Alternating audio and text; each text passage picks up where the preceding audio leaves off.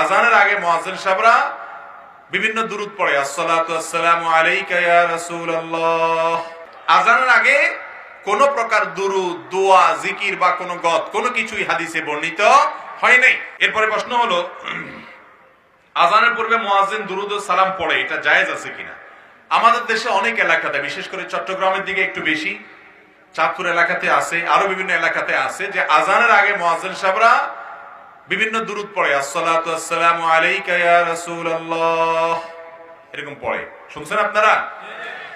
তো নবী করিম সাল্লাল্লাহু আলাইহি সাল্লামের হাদিস থেকে আমরা জানি যে আজানের পর, আজানের জবাব যখন আমরা দেব, তারপরে মুয়াজ্জিন আজান শেষ করবেন, আজানের পরে যখন দোয়া পড়ব, আজানের দোয়া, এই দোয়া পড়ার সময় দুরূদ পড়ার কথা হাদিসে আছে।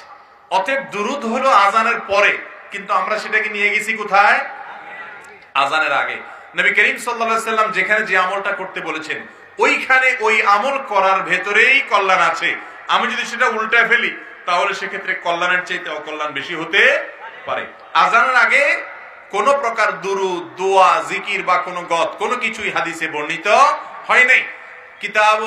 কিতাবুল আজান বা আজান অধ্যায় মুসলিমে বিস্তারিত আসছে, বুখারীতে আসছে, বাংলা অনুবাদ হয়ে গেছে সবকিছু। আপনি পড়েন, আপনি দেখেন রাসূল আকরাম সাল্লাল্লাহু আলাইহি সাল্লামের যুগে আজান যে সমস্ত সাহাবীরা দিতেন, আবু মাহজুরা রাদিয়াল্লাহু তাআলা আনহু, বেলাল রাদিয়াল্লাহু তাআলা আনহু, আরো যে সমস্ত সাহাবীদের আজানের বিষয়ে বর্ণনা আছে, তারা কেউ আজানের আগে কোনো প্রকার দুরূদ বা কোনো কিছু করেন নাই।